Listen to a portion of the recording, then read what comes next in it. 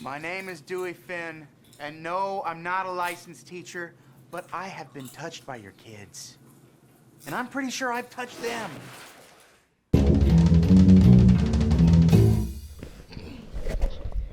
Hey. Oh, did you start it again? Yeah, I did. Okay. Hey. What's up? Not much. We're back. Welcome. Thanks for joining us this week. How was your week? Pretty alright. I was kind of sick. Hence my voice. It was kind of a sick kind of vibe. I'm still sick. But there was some fun The moments. show must go on. Yeah. Anyways. Yeah, there was some fun moments. Anyways. Let's speak about what we've watched this week. It was a good week for me. A mixed week for you. Yeah. This week we watched Boogie Nights with Marky Mark. And the Funchy Monk. Funky Bunch. I don't know if they were in it or not. To be honest, if I saw a member of the Funky Bunch, I wouldn't know who they were. I can name the entire was. Funky Monk off memory. Go. Here we go. It's the first member of the DK crew. If he shoots you, it's gonna to. Is to put your hands together. If you wanna clap, I'll take you through this monkey rap. DK. Donkey Kong. Do you want to know the names of the Funky Bunch, actually? I just named them all. So we've got Mark Wahlberg, Marky Mark. We've got Ashy Ace, Scotty G, Hector the Booty, Inspector, DJ T. I think it's Hector the Booty Inspector. I don't think Inspector is his own guy. I think that was just spread over two lines. Oh, okay. That's embarrassing. Okay, anyways. So what do you Boogie think Nights of the movie? was good. There's a scene at the end of the movie, I think, if you know, you know, that was a bit much. What? I fell asleep during it. You know what I'm talking about.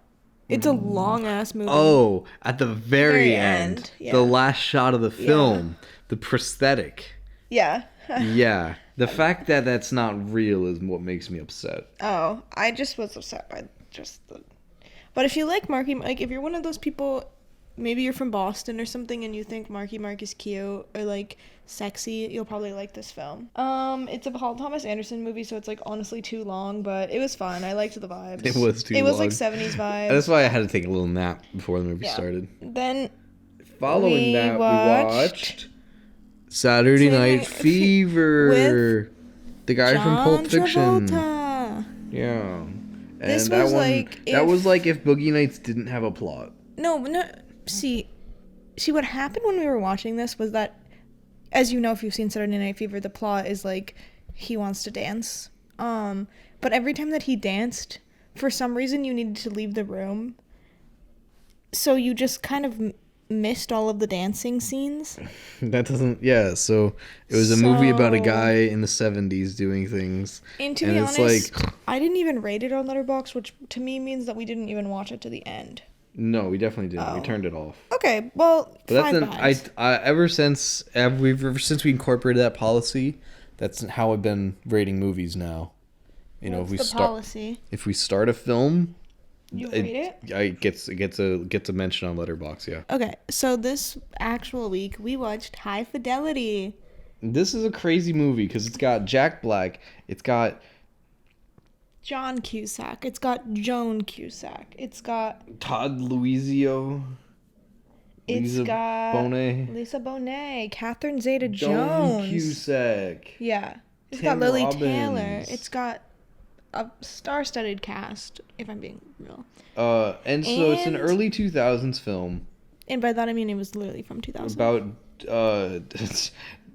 John Cusack being an incel, basically, and working at a record store. Yeah, it's basically like if the worst guy you knew worked with Jack Black at a record store. Worked at a record store, which is like... Jack Black's there. Probably also, like, I'm sure that the worst guy you know does hang out at a record store, you know? Oh, for sure. I mean, the movie does have a few funny gags about, like, gatekeeping and, like, not giving people certain vinyls. The plot is basically that he's, like, going through this, like, midlife crisis era where he gets broken up with for being an asshole, and then he's like, why did I get broken up with? And then he like goes back through all of his past relationships to try to justify it, like to try to figure out what the reason is, but he doesn't want the reason to just be that he sucks, so he's trying to find like an excuse, basically. Yeah, he's trying to find to justify his shitty actions, but the backdrop of the film is kind of fun because it's Jack Black is there. There's like a lot of fun music references and it's like early 2000s, so it's like a very fun time aesthetic. 9/11 hasn't quite happened yet. Did we ever decide if it was a New York movie or a Chicago movie? It's certainly a city movie, which I think a city movie. It's certainly a record store movie. It's a record store movie about some broke dude who's being an incel. Automatically gives 3 stars from me. Now the first time that I watched this, Jack Black earned all 3 stars on his own. I actually rated it 4, but the first time I watched it, I rated it 3.5, and the second time, honestly, around, I think going into it, I knew that he sucked, so I was just there more for the vibes and for the Jack Black of it all, and I had a little bit more fun, just, like, leaning into the fact that I just was like, this guy sucks. But, yeah, if you want to watch a man complain about his life, watch this film. Didn't love it, didn't hate it, but definitely... I wasn't a fan. I was going to say wouldn't rewatch, but this was my rewatch. I think if you know me, you know that I don't generally say I'm a fan of 3-baggers. Yeah. They're too much at the middle of the road. Your time could be better spent elsewhere. Yeah, your time... I have heard that there's a show on Hulu that's based off of this, but it stars Zoe Kravitz. I don't know who that is. Wait, is that Lenny Kravitz's nepotism daughter? It is Lenny Kravitz's I love Lenny daughter. Kravitz because there's like that one really funny song edit where they go like, I'm gonna fly away into the sun and burn up. Yeah, Lenny Kravitz. We do love Lenny Kravitz. I'm just saying there is a show based on this movie that... Wait, based on this movie? Yes, it's called High Fidelity. Oh, I thought you were saying based on the concept of what I was talking about. No. The show... recommending reviews. Thought it was a review show from Lenny Kravitz's daughter. That's why I was like, I don't really want to talk about someone else's review show on our show. What I'm saying is that this movie is about an incel guy. Yeah. There's a show, I haven't watched it, but it's called High Fidelity, and it's based on this movie, but it stars a girl. Anyway, we'll move on now. Coming up next is the remake of a very popular musical. This is one where we're super divided. Yeah, you and I have very bipolar opinions on this, but it's directed by Steven Spielberg, 2021's West Side Story. And I love this movie. This was my second time watching it because I watched it with my mom recently while I was home, and I just was so obsessed with this movie that when I came back to my apartment, I was like, we need to watch this movie again. And so I basically forced Ryder to watch this with me because I needed to watch it again because it's so good. It's so good. Okay, now, I want to make the point to say that I am a musical theater girly. Yeah, you do like anything that with song and dance. Like I could probably convince you to watch Family Guy. Automatic 4 bags for me. That means Family Guy automatically gets 4 bags from you. Family bags. Family Guy get 4 Family Guy bags. Is not a movie though. There's a movie about Family Guy, I'm sure. There's a Family Guy movie? For sure, I'll find one. Okay. Listen, it has song and dance. You love Family Guy. I do like Seth MacFarlane. Just kidding. So I gave this a 2 bags, and the reason why. I'm not just a hater. I will say I like a few musicals.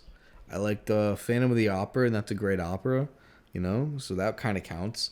But my problem I had with this was more what it stood for. And also Ansel Elgort is gross. Oh, yeah, I do want to point out, he's really gross. We don't stan Ansel Elgort. No, he's in the film in so much. It's hard not to. He is the main. He's Tony the main of character. West Side Story. Weird casting, however.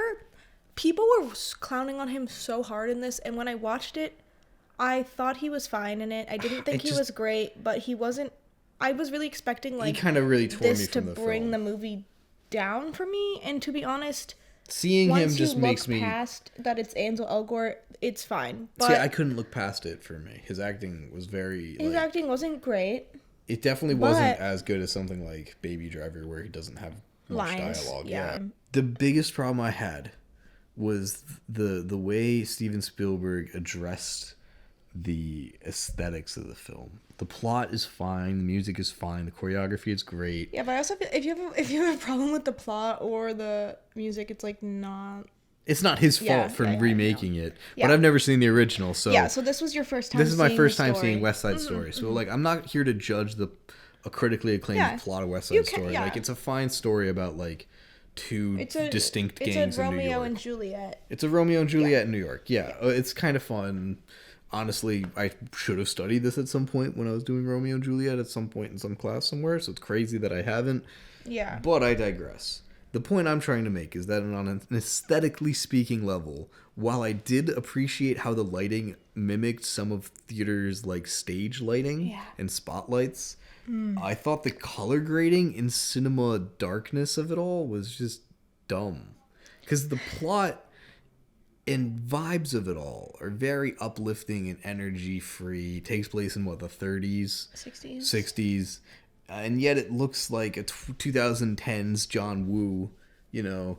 It's like, it's so dark and blue and at every night scene, which there's a lot of them.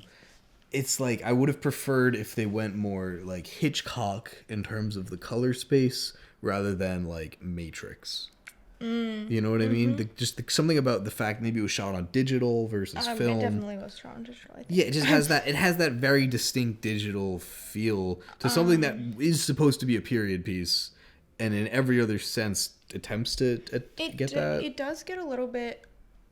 I do agree with you. It gets a little bit dark at some times. Not even just like not even like it's too dark I can't see. Yeah, but like why make it to be so cinematically contrast. It didn't really bother me, I think, as much as it bothered you. See, because I feel like I felt really immersed in it. I think it's because like I look at the poster and I look at that and I'm like, okay, that looks like a thing in the 60s, you know? Beautiful. And then it doesn't capture the aesthetics of the 60s at all. Yeah, it kind of has this feeling of like it's They're supposed to be dressed New up York like the 60s, but it's not. Realism, but like it almost takes place in its own kind of capsule. You know what I mean? Like it doesn't feel grounded in New York, really. Well, I would say that's the thing. It's not supposed to. They're singing and dancing in the street. Well, that's what I was gonna say. So why try and make it grounded? It's like it'd be like doing a live action reboot of The Lion King. That's what I'm saying. It's more what it stands for rather than what it actually is. That was my point that I was building to. You don't think they should have like remade this at all? Is what you're saying? If they were gonna remake it, I think they should have really leaned into what it actually was instead of trying to just make a cool 2020s Hollywood blockbuster. You know? Yeah. That's my opinion. I mean, it wasn't a Hollywood blockbuster like Blockbuster Explosions, but just in terms of the looks, really bothered me. I really liked it. Yeah. I thought it was beautiful. I thought the lighting was fun. I thought the costumes were great. The color palette, the way that like all of the jets have blue, and the other thing about the are, aesthetics that bothered me was the constant lens flares. Well, also something that I think we both were having a hard time with was the lack of subtitles when they're speaking. Oh, yes, also, yeah. Yeah. The lack of subtitles when they're speaking Portuguese or Spanish. Sorry. I was like Puerto Rican, yeah. Puerto Rican. For a second I forgot like what the other. Yeah, they honestly I would say like 30 to 40% of this film is not English. Not that much. Really? Maybe 25. Okay.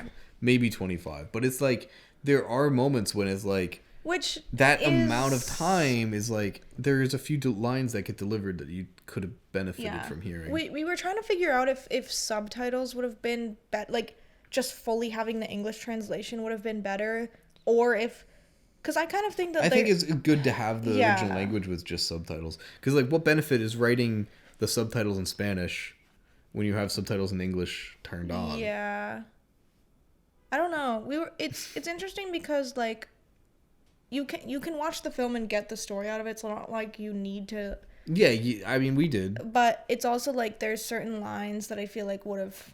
I definitely had to ask you because I forget all my Spanish. Yeah, I was gonna say I did kind of. There's certain parts where you're kind of able to understand the based on the energy and what their body language is saying. And I do like that, like they aren't just doing the whole thing Well, in sure. As a English. first-generation immigrant, you Yeah. might have like natural when you get more emotional, you fling to what you Yeah. can express quickly. But I liked it a lot. And I think Rachel Zegler is amazing. I thought the cast was really good, except for the aforementioned stinker. Ansel. Ariana DeBose absolutely deserved her Oscar for this. And Mike Feist. I love Mike Feist so much. I'm a Mike Feist stan I've been a Mike Feist stan, let's just say that. Like, I thought he was alright. I'm an OG I mean, Mike he Feist definitely... It was kind of a fun accent that he was doing. yeah. It was fun. Good. It was a fun movie, and again, it was It is weird also- that aesthetically it took itself so seriously. God, I'm harping on it because the film looks that way the whole time. It harps on it. It's long, and a lot of the scenes are, if you're not in the mood to sit down and watch people dance and sing and like be that way for 2.5 hours, maybe don't put this on. But if you're open to it and you want to have a good time, I would highly recommend this film to anybody, especially if you're a Steven Spielberg fan, especially if you like Rachel Zegler, especially if you like musicals, etc., etc. Well, the next film We should move on. the next film we got to talk about, we both agree on. This is a 5-bagger. Absolute 5-bagger. This was one of those films I grew up on, and I was really surprised that you actually This haven't. is probably the second time I've ever seen this movie. The movie we're referring to is School of Rock, starring Jack Black. We're on a Jack Black kick ever since we watched the Mario movie, if you couldn't tell. I added a bunch of Jack Blacks to my list. We love Jack Black. This film I watched so many times as a kid, and everyone in my family loved it. It was just one of those films that we'd always put on and no one would object to. It'd be like, yeah, let's do it. This feels like a good, family-friendly movie. Such a good family-friendly movie with, minor cursing. Yeah, but very... Very minor cursing, so, maybe don't recommend for, if your kids are, can't handle the A and the S word, Yeah. But, honestly, such a good film. The fact that they were able to get some of the tracks was honestly pretty impressive.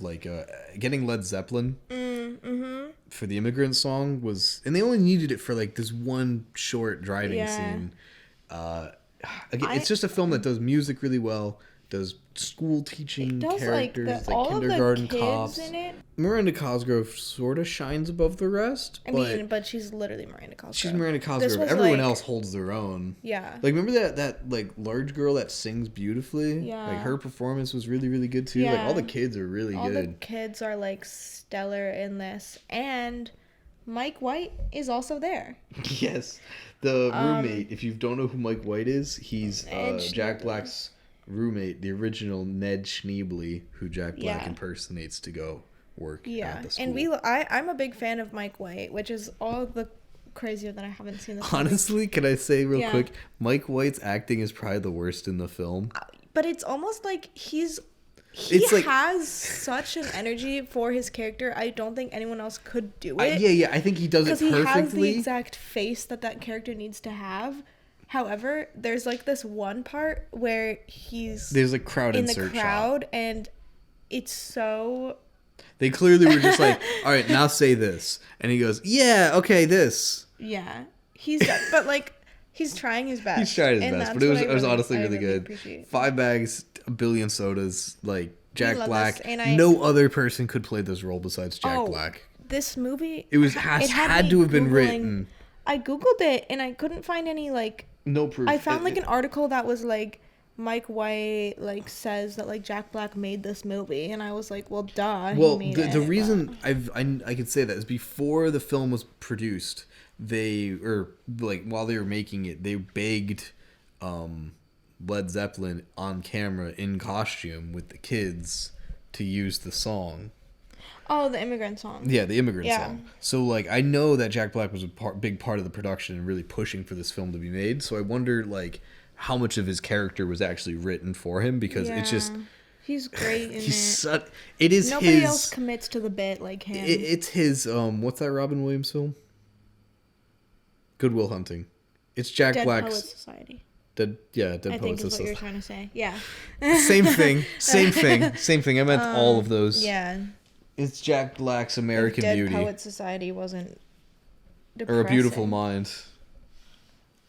It's great. It's a really fun time. Such a good If you film. have children, they will love this movie. If you're an adult, you'll love this movie.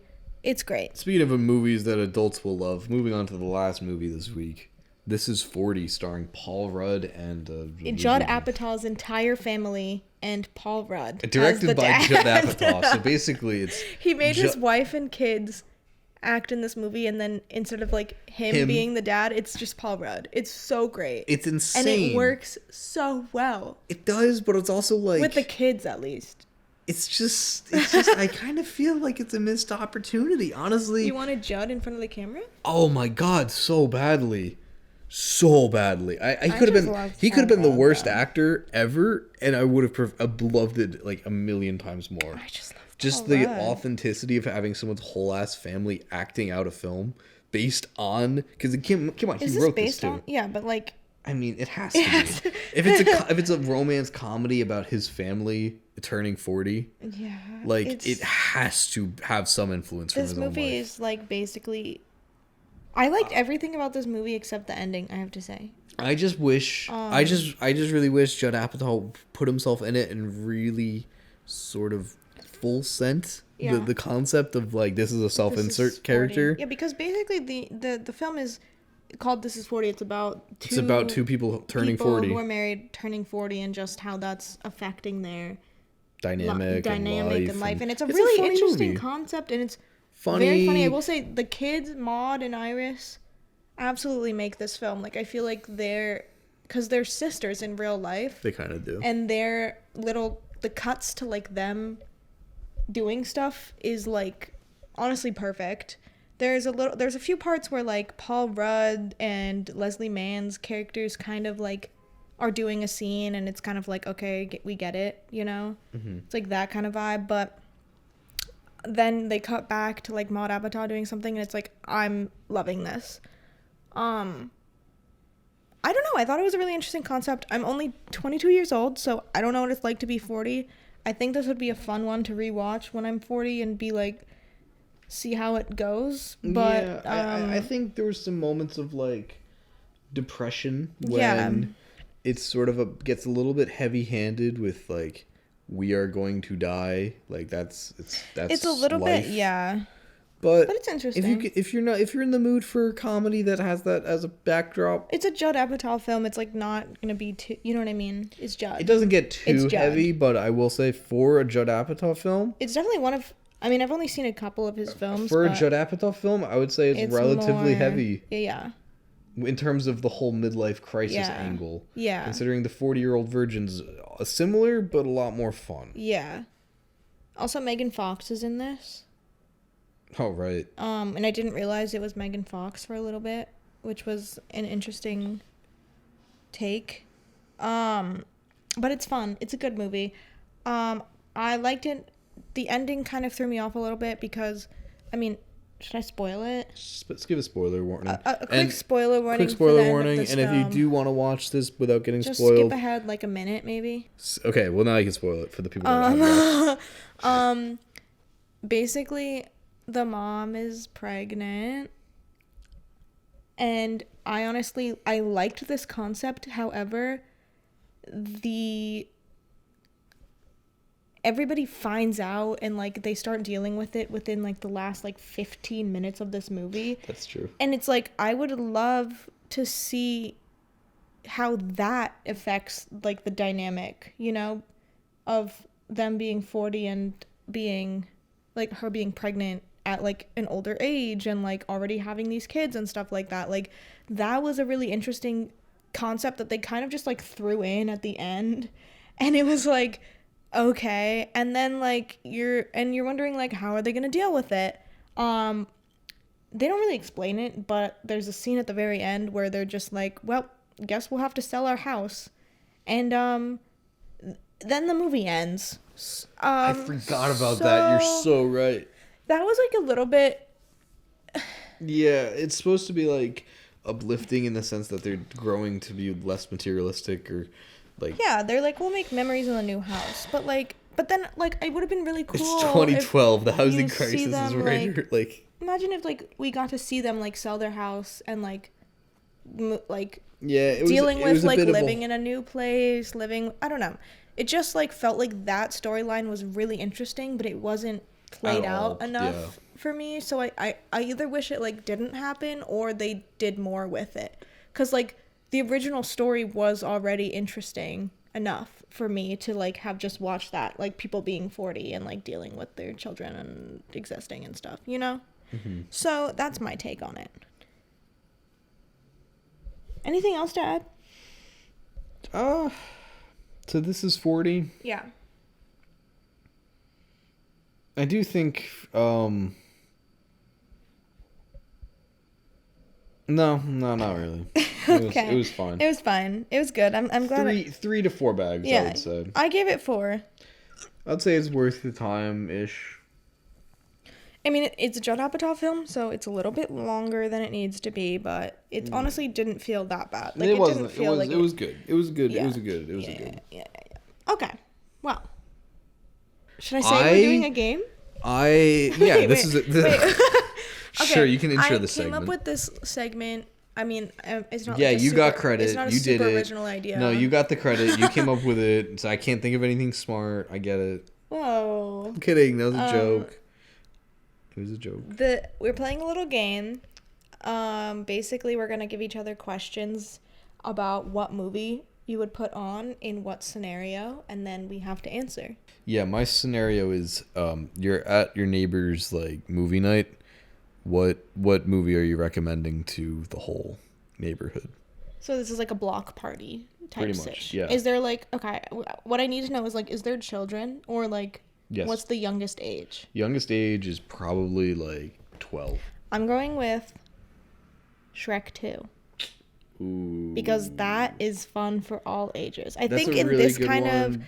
if you're in an outdoor kind of like, there's children, people running around. So you're it pulling almost, all the stops. you almost need it to be animated, you know, like Mm-hmm. like I definitely have been to like an outdoor movie night where it's like we're watching like Rio or like Madagascar, you know, like something that's like fun. See, for me, but, like, for me, light. I do actually have a correct answer. Ooh. We bought a zoo. Oh, that's a good one. That's the correct answer. I'm sorry. If you say anything else, yeah, but Matt Damon's We Bought a Zoo. That's a good one. Yeah. It's got tigers. What about Kevin James's Zookeeper? That's a fun one, but there's some crude humor there That- with like yeah, poop jokes. That's yeah. not all parents might That's get behind. true. Okay. You got to get something that's like, Yeah. like no, like literally no offense to anyone. That's good. Yeah. I'm going to go with Shrek 2 for Shrek 2 is a really good Because one. like it's fun for everybody. Everyone can find appeal Yeah. in it. Shrek 2 is a really good one. Okay, wait, I have a question for you. Oh yeah, now it's your turn. Yeah. Okay, what movie would you play if you are hanging out with some new friends from film school, film bros, if you will, and you want to impress them? So you need to pick a movie that's both pretentious, but like not pretentious enough that you won't be able to follow it because you need to like show off your film school knowledge to them. Oh, easy. See, you also forget you have to reflect your personal aesthetic with that as well. Yeah. I'm a big 80s John Carpenter fan. So I immediately start thinking from that angle. And I can't be doing something that everyone would do, like The Thing or They Live. That's too predictable. Yeah. I'd be talking more like In the Mouth of Madness. Ooh. Yeah. Yeah. Anyway. I thought What's your about a answer? couple of different films for this one, but I ultimately think I would go with Gone Girl. But I feel like that it's the kind of movie that like you can't really like, it's just entertaining enough that like you can't really talk during it. And again, this is film Bros, you said? Yeah. I don't think they'd Well, get through the opening. Well, film bros. Okay, wait. I kind of like, You put yourself in a box here. yeah, because I was thinking like film girlies for mine because I'm girly. Oh, so you just mean film period. But Wait, like so film does that mean bros. you think of me as a film If it was bro? film bros, I would have gone with The Social Network probably. I don't know. Yeah, okay. Yes. Sure. Okay. Yeah, I think either of those two movies, depending on. David Fincher fan. Yeah. Yeah. No, I definitely would put on something David Fincher-esque. Okay. Well, that makes sense. Okay. What movie would you put on if you were having a sleepover with your friends, but like it's super late at night and you're not supposed to be awake, so like it's only the cool kids being awake? Yeah. Where would you go with that? Would you go like would you do something fun? Would you do something spooky maybe? Something like a little bit inappropriate? I'd probably put on 2011's Romeo's. What did you Google? Like I googled gay movies Hollywood. Yeah. And then I'm scrolling through the romantic You would movies. put on We got such options like Love Simon, 2022's Bros. You remember that? Yeah. Holding the Man, Fire Island. That's a rom-com. Okay. You don't have a... But I'm a cheerleader. That's a good one. You don't have a serious answer? Ah, fine. All right. Late at night, if it was actually serious answer to the movie I'd put on at a sleepover late at night once all the kids have gone to sleep, I'd probably like Google some YouTube creepy shit, like hidden webcam stuff, like found footage that like might be real, might be fake. I don't know. It doesn't matter. Go to bed now. That's how I. That's the kind of that's fun I like to have. Okay. I would have gone with, I feel like it kind of depends. Like if I was younger, I would have definitely put on something like a little bit like silly, goofy, like a musical. But Gremlins. in my age now, like if I'm up late at night, I almost always would love to do like a spooky movie. Probably It or The Conjuring. I thought that's spooky. Well, you can't put something too spooky on. I'm not talking like super spook. I'm talking like a little bit of spook. Just enough to keep you up at night. Just enough so you like are afraid of Pennywise, but like not enough that you like are like sleep deprived the next day when you have to like wake up early. Okay. What's a movie you would watch on a first date? That's one that I've been asked a lot by a lot of guys. Okay. Is this a first date? This is a first date. What are the Let's vibes? assume It's not a Netflix and chill. it's or is not it? a Netflix Okay. and chill, and there's been no substances consumed. Okay, you both are just like having a pleasant, wholesome time together. That's a really good. For I think I me- would. Oh, okay. Yeah. I just wanted to open it with some like. Yeah. I usually would stop and pivot with Breakfast Club. That's a good one. That's a really good one. Yeah. Anything John Hughes. It's just, I mean, obviously, if you know a person of distinct vibe, like you can be like, Yeah. oh, let's watch like RoboCop. But Yeah. like, I think when you're first starting to date someone, that it's always really fun to like. a little something for everyone. Yeah. I would say the first movie that we watched together was The Florida Project. Was that a good first date movie? No. I don't know. No, that was however, maybe not a good first date movie, but we do love. Sean. No, what's his name? What's his name? Willem Dafoe. Yes, Willem. I think for a first date movie, you almost like it's like almost feels like you have to do a rom-com, but I feel like you don't want to do something that's like too cheesy, you know? Now, are you saying that as like what you're hoping a partner would say to you, being a woman, or is that what you're saying as the woman hope what you genuinely want to watch? Yeah, no, I think both. Both. I think like I would recommend this, and also I wouldn't be mad if someone else recommended this. Okay. So something with romantic something plot lines. yeah, but like not something you don't want to watch something that like is like too focused on it, like too 50 focused Shades on or like sex scenes, or too, and you don't want to watch something that like is like, you just want to watch something that's like easy, you can kind of watch the and plot, you definitely and don't want to watch anything like too committing, like Yeah, The like- Family Man, yeah, where it's about like someone like learning the joys of yeah, starting a family. yeah. I would say something like 13 going on 30. Freaky Friday. Freaky Friday is a good one because it's just like a classic. Anything that's like kind of 2000s-y, I feel like would be fine. Anything, I think Clueless? easy watching is a good recommendation. Even, because it's like you can't go wrong, as we just mentioned before, you can't go wrong with Paul Rudd. That's true. So Clueless I feel like is a great one as well. Dare I say, I know this isn't a romantic comedy technically, but like Mean Girls, because everybody like kind of knows Mean Girls. I think Heathers is a good one. Heathers would be a good one. It like, because it has a little bit more, has a little bit more intensity, yeah. But if it fits the vibe, I think you could do that. That's leaning a little bit more on the intensity. Yeah, anything in that kind of. Yeah, Legally Blonde. I mean, that one might be a little. That one might be. That was like, yeah, wait, maybe am I if you're going on both. A date with a girl or a boy? That's up to you. I don't know. Who went on a date with? I was just saying. I feel like it's a good question, but yeah. I generally think a lighter film is probably the better to. Yeah, I think anything in that kind of vibe. 10 Things I Hate About You, maybe. Already a brother. But like, I wouldn't put on The Notebook. Yeah. Okay. What's a good movie that you would put on?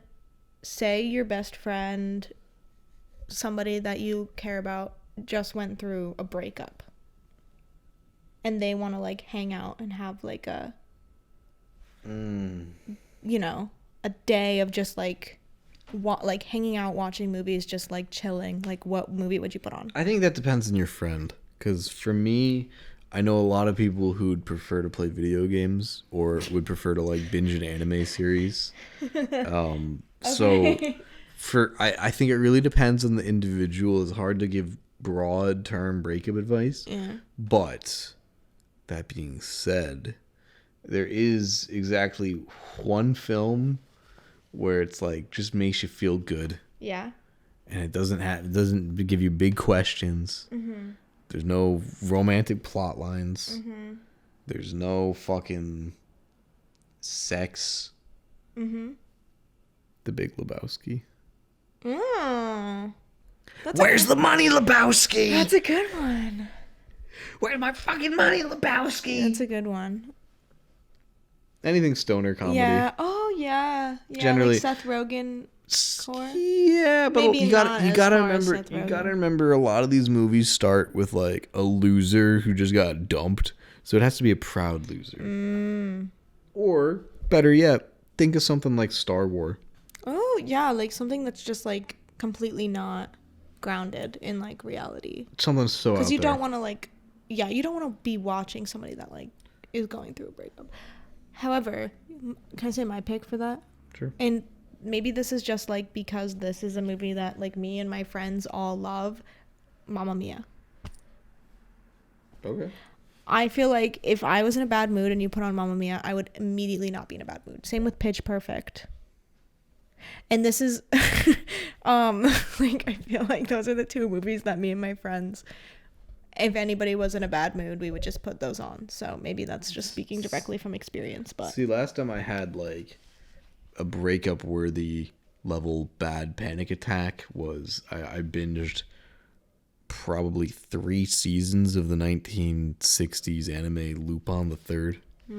So like, yeah, if I was personally going through a breakup and I was alone, I would probably be watching some real sad shit. well, it wasn't sad for me. It was actually it was like an escape. It's like so out there. I don't know the plot of it. So basically the plot of it is Lupin is a famous thief. He dies. 3 generations later, his kid, Lupin the Third, is a famous thief. And so it's like a Scooby-Doo thief That's gang. cool. I'm going to show you an episode. I changed my answer. Okay. Harry Potter. Harry Pooper. If my friend was going through a breakup and I needed to distract them, we'd be doing a Harry Potter movie marathon. I don't know why I didn't say that before. That's a good one. Yeah. That's a good one. Or depending on the friend, like By the you way, could Slade do a wants us to watch this. Hunger Game movie marathon. Okay, Slade. Okay. I don't... Looks cool. Oh, yeah, we have to end the podcast still? Yeah. Oh, right. Thank you so much. Yeah, thanks for checking with for us. Playing along, for enjoying. Leave a comment below if you have some questions that you'd like us to steal and talk about on the show. Follow us on Letterboxd. All that will be in the description. Mm-hmm. Thank you so much for watching. Thanks. And as And always, always.